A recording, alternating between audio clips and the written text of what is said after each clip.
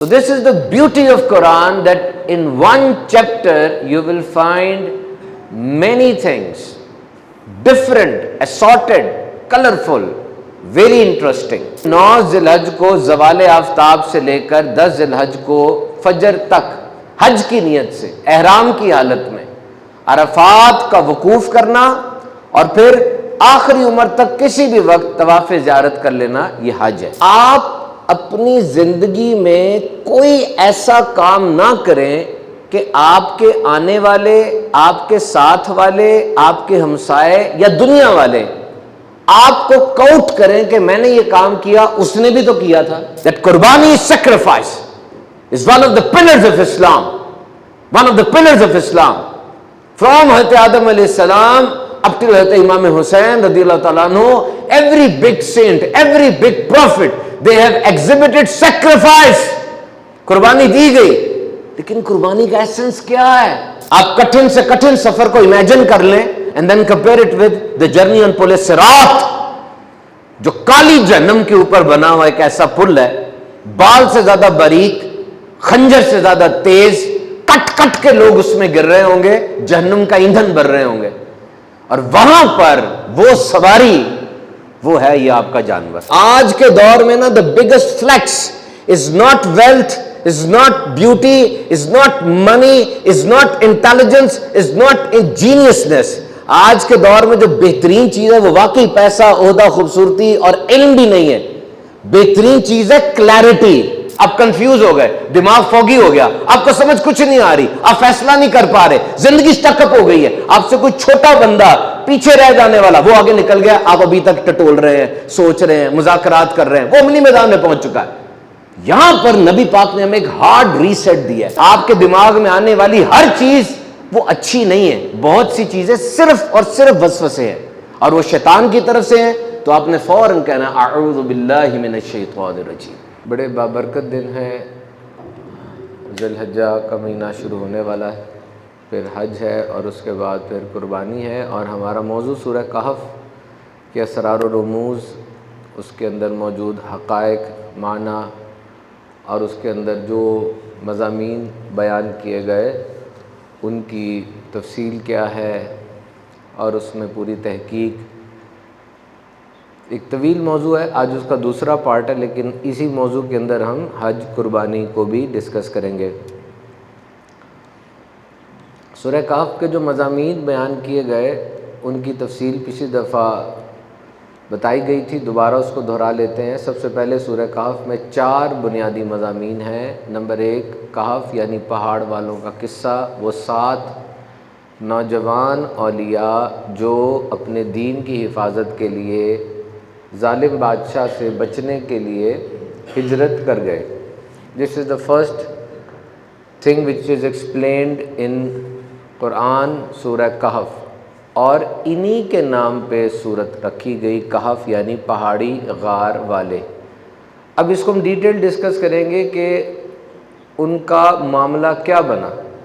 تو actually that was a biological master class, what happened there, کہ وہ 309 سال تک سوئے تو ان کے کانوں کو جھپک دیا گیا، یعنی قرآن میں آیا کہ we have struck their ears, اور پھر قرآن نے کہا کہ سورج نکل رہا ہے اور سورج ان کے دائیں بائیں سے ہو کے گزر جاتا ہے۔ سو ڈائریکٹ ایکسپوجر ٹو سن نہیں تھا، اور ایبسنس آف سن لائٹ بھی نہیں تھی، کہ بالکل ہی سورج نہ ہو یہ بھی نہیں تھا، ڈائریکٹ سورج پڑے تو وہ بھی نہیں تھا، اور پھر ہم ان کی کروٹیں بدلتے رہتے تھے۔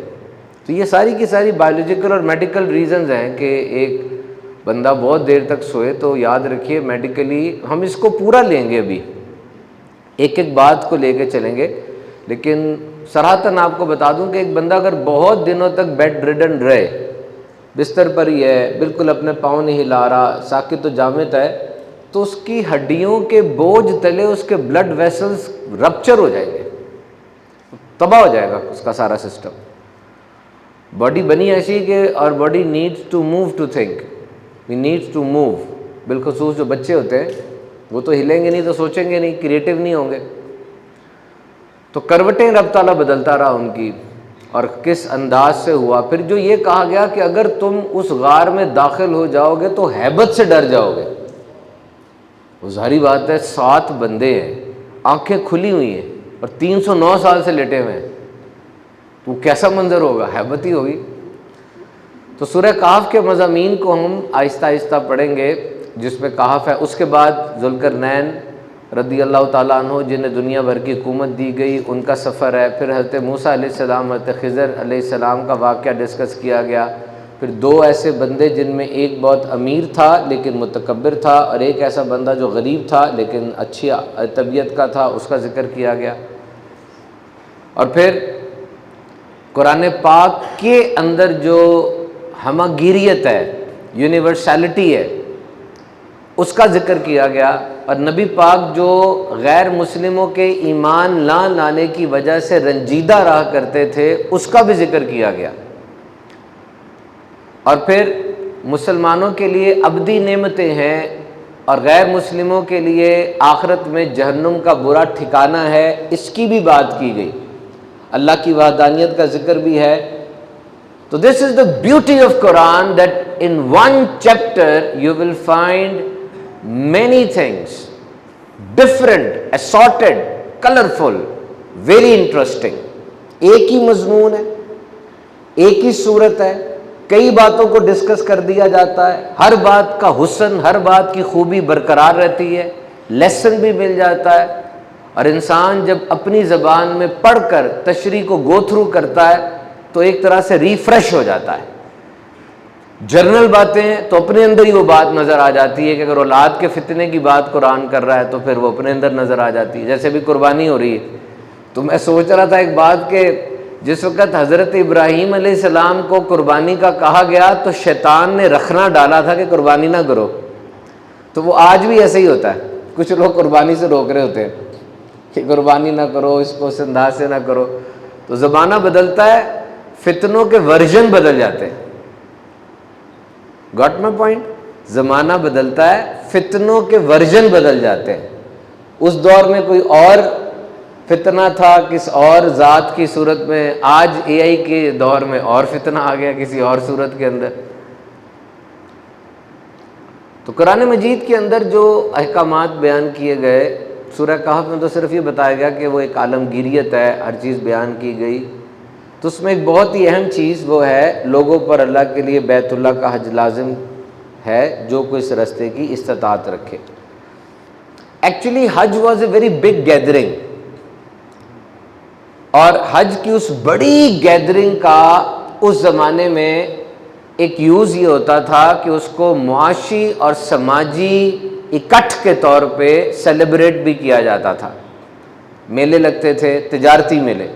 عکاظ کا میلہ ایک بڑا مشہور ہے, تاریخ عرب کے اندر ہمیں ملتا ہے, جس میں حج کی اس بڑی کوانٹٹی کو یوز کرنے کے لیے وہ لوگ اپنا مال و اسباب لگاتے, دیگر ملکوں سے بھی لوگ آتے, اور ایک ادبی محفل کا ذکر ہمیں ملتا ہے جس میں فصاحت و بلاغت, شعراء شاعری کرتے, اور اس طرح سے کمپٹیشن ہوا کرتا تھا. اور دنیا جہان کی جو چیزیں ہیں, بر صغیر کا مسالہ ہو, ایران کے قالین ہوں, عرب کے گھوڑے ہوں یا اونٹ ہوں, ان کو لا کے مال تجارت کے طور پہ وہاں بیچا جاتا تھا. تو حج it's a very big obligation, اور حج ایک دفعہ کرنا بلا شبہ فرض ہے, لیکن علماء فرماتے ہیں کہ 5 سال میں ایک دفعہ حج کر لیا جائے. جس پہ حج فرض ہے اس نے ایک دفعہ کر لیا, لیکن اگر استطاعت ہے تو 5 سال میں ایک دفعہ کر لے. کیوں؟ اس لیے کہ فرمایا کہ حج کرنے سے اللہ غنا عطا فرماتا ہے, اللہ اسے غنی کر دیتا ہے, اس کے رزق میں بھی برکت دیتا ہے, اس کے دین میں بھی برکت دیتا ہے. فرمایا حج کرو غنی ہو جاؤ گے, سفر کرو صحت پاؤ گے. تو حج کے لغوی معنی ہے that you are on a big adventure, you are on a big task, a project, کسی بڑے مقصد کا قصد کرنا. This is pilgrimage, حج. اور شرعی اصطلاح میں 9 ذی الحج کو زوال آفتاب سے لے کر 10 ذی الحج کو فجر تک حج کی نیت سے احرام کی حالت میں عرفات کا وقوف کرنا, اور پھر آخری عمر تک کسی بھی وقت طواف زیارت کر لینا, یہ حج ہے. اس کے دیگر جو چیزیں ہیں وہ تو بہت زیادہ ہیں، لیکن the crux is that. تو حج فرمایا لوگوں پر اللہ کے لیے بیت اللہ کا حج لازم ہے جو کوئی راستے کی استطاعت رکھے، ٹو گو. نبی پاک نے فرمایا کہ جب انسان حج کرتا ہے تو وہ گناہوں سے ایسے پاک ہو جاتا ہے جیسے ابھی اپنی ماں کے پیٹ سے اس نے جنم لیا. حج میری امت کے ضعیف لوگوں کا جہاد ہے. اللہ تعالیٰ آپ سب کو حج کی سعادت عطا فرمائے. اور حج کے اندر جتنے مناسک ہیں اگر آپ ان کو غور سے دیکھیں تو ایکچولی ہم سب وہ ایز اے ریفرنس کر رہے ہوتے ہیں، اور ہماری زندگی ریفرنسز پر ہی چل رہی ہے. ایک بات یاد رکھیے گا، جو لفظ ریفرنس کا میں نے بولا نا، اس پہ ذرا توجہ میں چاہوں گا آپ کی. آپ اپنی زندگی میں کوئی ایسا کام نہ کریں کہ آپ کے آنے والے، آپ کے ساتھ والے، آپ کے ہمسائے یا دنیا والے آپ کو کاؤنٹ کریں کہ میں نے یہ کام کیا، اس نے بھی تو کیا تھا. یہ ایک غلط رسم بن جاتی ہے. کسی بندے نے کوئی بہت ہی غلط حرکت کر دی، جب اس نے وہ غلط حرکت کی تو اس کے ارد گرد کے لوگوں میں نا ایک شیطانی چیز پیدا ہوتی ہے، اس نے بھی تو کی ہے، یہ بھی تو کر رہا ہے، اور جی سارے ہی کرتے ہیں. یہ نوٹ کیا آپ نے جملہ؟ اور یہ سارے ہی کرتے ہیں کہہ کر بندہ کس طرح برائی کی راہ پہ چلتا ہے. صرف یہ کہ سارے ہی کرتے ہیں.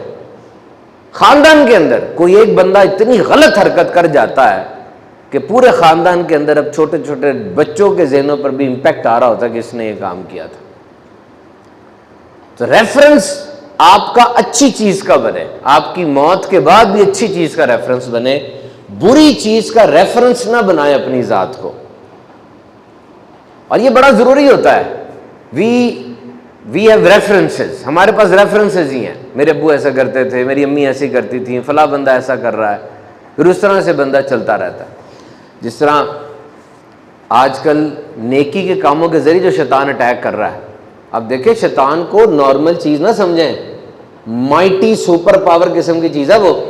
دنیا میں 8.5 ارب بندے پوری دنیا میں پھیلے ہوئے ہیں، اور پوری دنیا کے کسی بھی بندے کے دل میں نیکی کا ذرا سا بھی خیال آتا ہے، فوراً جا کے اس کے دل میں وسوسہ ڈال کے اس کو نیکی کے اس خیال سے ہٹانا. یہ کوئی چھوٹی اپروچ ہے؟ یہ ایکسیس چھوٹی ہے؟ اتنی تو کسی ڈیجیٹل ڈیوائس کی بھی ایکسیس نہیں ہے جتنی اس کی ایکسیس ہے، اور ہٹا بھی دیتا ہے. اور اس وقت جو دنیا کے حالات چل رہے ہیں، مطلب شیطان کتنا نافذ ہوا ہوا، کتنا بنا ہوا ہے، آپ اندازہ لگا لیں. تو ڈونٹ ٹیک ڈیول ایزی. اس کا مقابلہ کیسے کرنا ہے، دیکھنا کیسے، اس میں اپنے آپ کو کلیئر رکھیں. How I can tackle. اور کتنی چھوٹی چھوٹی باتوں پہ اس کی نظر ہے. ثابت کروں آپ کو، اب وضو کر رہے ہوتے ہیں، وضو کرنے کے بعد آپ کو شک پڑ جاتا ہے ہاتھ دھوئے کہ نہیں دھوئے، کس نے ڈلوایا شک یہ. اب نماز پڑھ رہے ہوتے ہیں، دوسری رکعت میں آپ کو شک ہو جاتا ہے میں نے فرضوں کی تیسری پڑھ رہا ہوں، چوتھی پڑھ رہا ہوں، پانچویں پڑھ رہا ہوں، چھٹی پڑھ رہا ہوں. اتنا ڈیپ ہے یہ. قربانی ہو رہی ہے، بہترین انداز سے ہو رہی ہے، اللہ کی راہ میں جانور خریدا جا رہا ہے، اتنے پیارے اس نے پیسے. کچھ لوگ تو سارا سال غلے میں ڈال رہے ہوتے ہیں قربانی. میں یہ پیسے ڈال رہا ہوں کہ سال کے آخر میں بیٹھیں گے. بچے میں نے کراچی میں دیکھے، چھوٹے بچے قربانی کے جانور کے لیے پیسے جمع کر رہے ہیں. ایک نیکی کا کام ہے. ان 3 دنوں میں جانور کو ذبح کرنے سے افضل کوئی کام نہیں ہے، گوشت دینے سے بہتر کوئی اثار نہیں ہے. These all things are defined clearly. لیکن اب کیا ہے، اس گائے کے کیٹ واک ہو رہی ہے، وہ آتش بازیاں کر رہے ہیں، بہت اونچی اونچی گانے لگائے جا رہے ہیں، اور عجیب قسم کی چیزیں آ گئی. نیکی کے رستے سے داخل ہو گیا نا.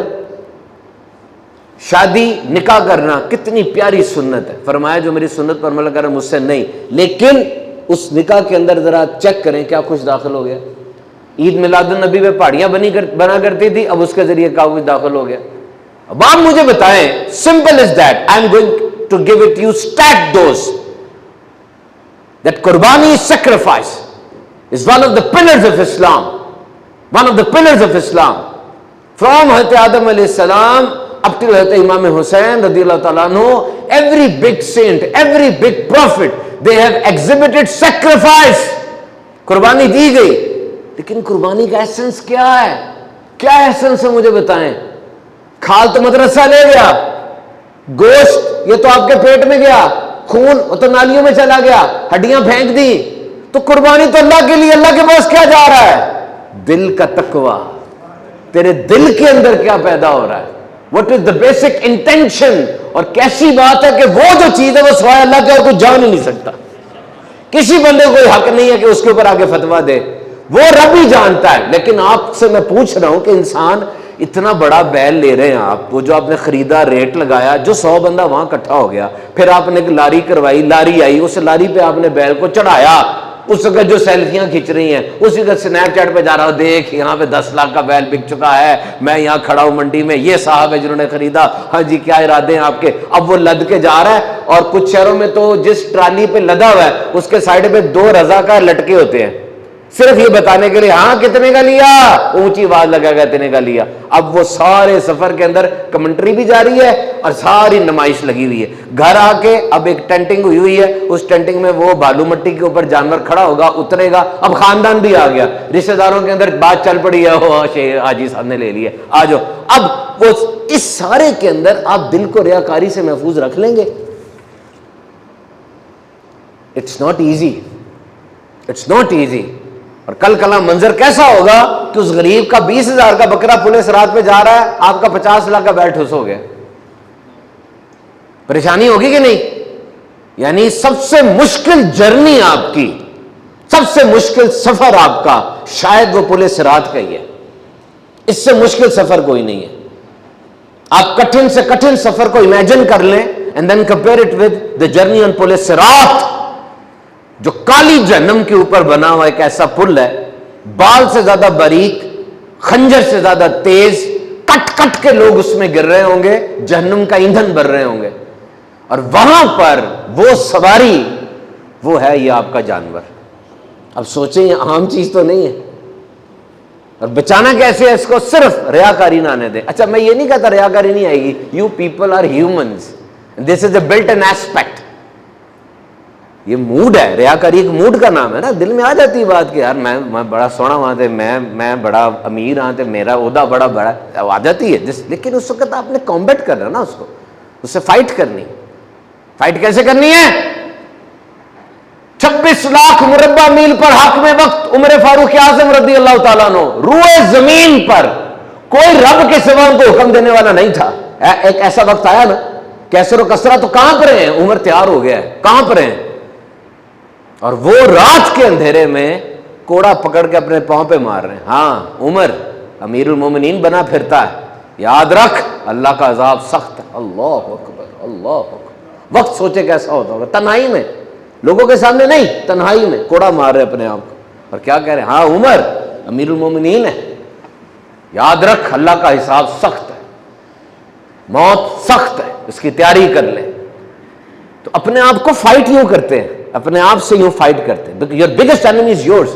میں اکثر کہا کرتا ہوں جملہ لے لو، دوسروں کی جنگوں میں ٹانگ مت اڑاؤ، دوسروں کی جنگوں میں اپنے وسائل مت ضائع کرو، کیونکہ اپنی جنگ جب آئے گی تو تمہارے پاس کچھ نہیں رہے گا. اور یہ بڑی جنگ ہے میں جس کی بات کر رہا ہوں آپ کو، یہ قربانی بڑی جنگ ہے. میں بچانا چاہ رہا ہوں آپ کو. کتنا پیسہ آپ لگا رہے ہیں تو اس کو بچا لیں. تم نے فاروق اعظم کے دور میں دربار میں ایک بندہ آیا، اس سے آواز لگائی، عمر موت برحق ہے، حساب کتاب قریب ہے، تیاری کر لو. آپ رو پڑے پھوٹ پھوٹ کے. کہا تجھے میں پے کروں گا، روز آ کے دربار میں ایک نعرہ لگا دیا کر اس طرح. اور ایک دفعہ جا کر کہا کہ بس آج تیری ڈیوٹی ختم. کہا بس کیوں؟ کہا ہاں یہ دیکھ سفید بال آ گئے، اب قاصد میرے پاس آ گیا، اب ریمائنڈرز آ گئے میرے پاس. اور یہاں پر مزے کی بات یہ ہے کہ اپنے اینڈ کو یوں یاد رکھ کے کرج میں بھی رہنا، کانفیڈنس میں بھی رہنا، یہ بڑا کمال ہے. یعنی ایک طرف موت کو مد نظر رکھا ہوا ہے کہ میں نے چلے جانا ہے، میرا حساب کتاب ہوگا، لیکن دوسری طرف عمر فاروق اعظم بھی ہیں. تو اس چیز پہ خاص پوری قربانی میں، کسائی کتنا آئے گا کہ نہیں آئے گا، گوشت کس کو بانٹنا ہے، شاپر لے لیے کہ نہیں لے لیے، اوجڑی کہاں پھینکنی ہے، کتنے چلیے منڈی آ جاؤ سارے چلیے، یہ ساری باتوں کو مد نظر رکھ رہے ہیں. یہ اہم ترین بات کو مت اگنور کریں کہ ریاکاری نہیں آنے دینی، اچھے انداز سے اس کو ڈیل کرنا ہے. اور اس میں بار بار آپ اعوذ باللہ کا ورد کیجئے، آپ اللہ سے معافی مانگیں، توبہ کریں، اور دیکھیں گے شیطان کا وسوسہ ہے. تو دس از ایکچولی اوور تھنکنگ. لے لیا آپ نے جانور، اور حدیث پاک میں آتا ہے فربا جانور لو، اللہ کی راہ میں فربا جانور قربان کرو، جیسا آپ کر سکتے ہیں. میں منڈی میں تھا، کراچی کی منڈی میں، تو وہاں پر جو میں نے بات غور کی، دس از دا بگیسٹ کیٹل منڈی in Asia. So what I have noticed that even a person who is a penuri, who is not so economically strong, he is a humble person economically, and a person who is rich, both the people can find animal appropriate. Rich, poor, both of them can find animal easily. تو جائیں آپ جا کے وہاں پہ جو شرائط پوری ہوتی ہیں اس کا آپ جانور خریدیں، اور جانور خرید کے پھر اس کے بارے میں جو میں نے رویہ آپ کو بتایا وہ اختیار کریں، ریاکاری نہ آنے دیں. بچوں کو بھی یہ سبق دیں کہ جانور کو ہم نے اچھی طرح پالنا ہے، رکھنا ہے اور سنبھال کے رکھنا ہے. تو میں حج کی بات کر رہا تھا کہ حج کے بعد قربانی کا بتایا گیا. اصل میں نا ہماری زندگی میں اوور تھنکنگ بہت زیادہ ہو گئی ہے. میں اس کو تھوڑا سا کمپلیٹ کر لوں. ہم نا سوچنا بہت زیادہ شروع ہو گئے، خاص طور پہ ہمارے نوجوان جو ہیں جن زی کے.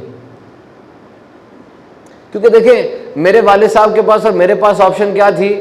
ڈاکٹر بن جاؤ، انجینئر بن جاؤ، سرکاری ملازم بن جاؤ، بس.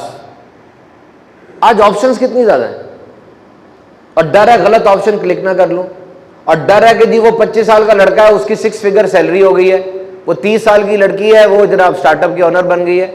کنفیوژن بہت ہو گئی ہے. میرے ماں باپ کو مجھ سے جو امیدیں تھیں ہو سکتا ہے مجھے اپنے بچوں سے اسے زیادہ ہوں.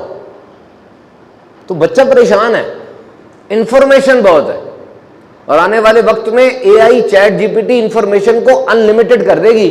یاد رکھ لو میرا یہ جملہ، آج کے دور میں نا the biggest flex is not wealth, is not beauty, is not money, is not intelligence, is not genuineness. آج کے دور میں جو بہترین چیز ہے وہ واقعی پیسہ، عہدہ، خوبصورتی اور علم بھی نہیں ہے. بہترین چیز ہے کلیئرٹی، کہ آپ کو کلیئر ہے باتیں کہ نہیں، کہ آپ کسی کو یس کہہ سکتے ہیں، کسی کو نو کہہ سکتے ہیں. آپ کو پتہ ہے 3-4 گھنٹے آپ نے کیا کہنا ہے. آپ کا اللہ کے بارے میں جو عقیدہ ہے اس عقیدے کے بارے میں کوئی حملہ کرے تو کیا آپ اس کو ٹیکل کر سکتے ہیں؟ آپ نبی پاک کی ختم نبوت کے قائل ہیں تو اب آنے والے وار اس کو آپ بچا سکتے ہیں. آپ جو مسلمان ہیں تو اب اس مسلمان ہونے میں آپ کی کلیئرٹی کتنی ہے؟ آپ اپنے اسلام کو سوشل میڈیا کی نظر سے دیکھ رہے ہیں کہ آپ اندر سے خود اتنے مضبوط ہیں؟ ابھی قربانی کے حوالے سے کیسے حملے ہونے ہیں، کیسی ٹویٹیں آنی ہیں، در پردہ کیسے آپ کو بیان کیا جائے گا قربانی نہ کرو، غریب کی شادی، فلاں فلاں فلاں. تو are you in a position to defend your belief? Clarity جس کے پاس نہیں ہے وہ بندہ کھوکھلا پھس ہے. کلیئرٹی رکھیں اپنے پاس، بس کہ آئی ایم کلیئر. اور اس میں اوور تھنکنگ کو نہ کبھی آنے دیں.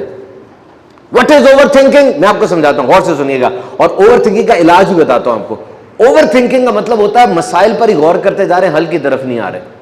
اوور تھنکنگ میں سوچ ایک ہوتی ہے چھوٹی سی، اس کے بعد وسوسہ آتا ہے، پھر شک آتا ہے، پھر اس کے بعد ڈاؤٹ آتا ہے، پھر مزید سوچیں آتی ہے، اور اتنا بڑا ایک گندا بگولا بن جاتا ہے. آپ کا دل تھک جاتا ہے، آپ کا سینہ گھٹ جاتا ہے، آپ پریشان ہو جاتے ہیں. وہ ایک سوچ بے چینی اور اضطراب میں تبدیل ہو جاتی ہے.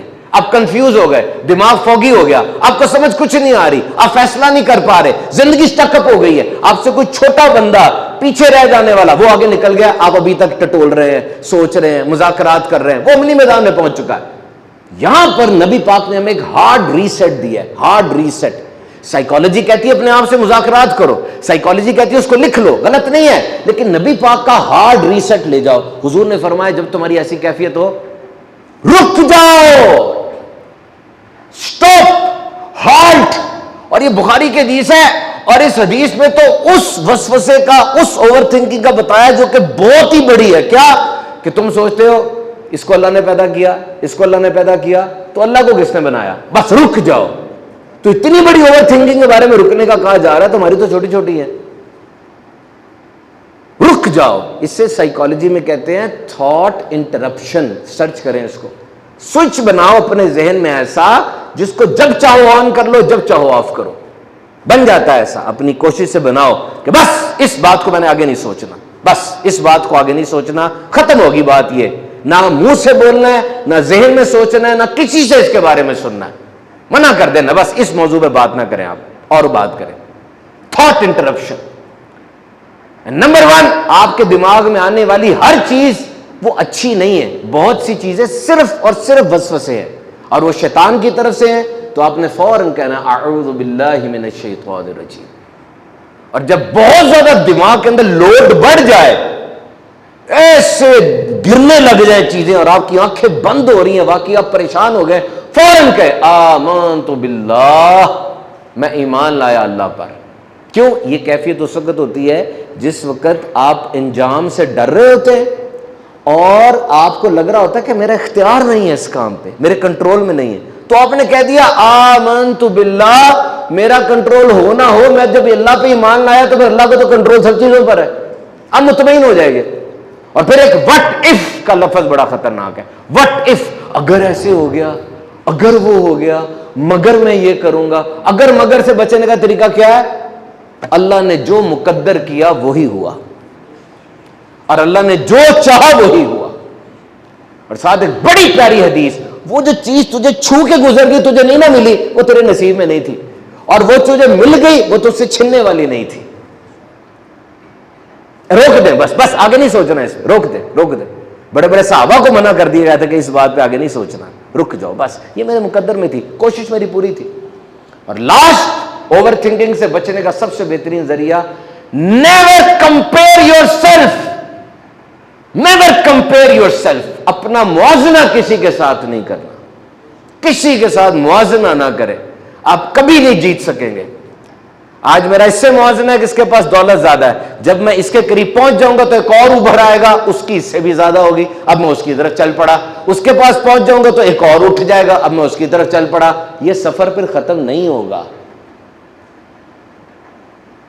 موازنہ صرف ایک چیز سے کرے، اپنے آپ سے، کہ میں سال پہلے کیا تھا اور آج میں کیا ہوں.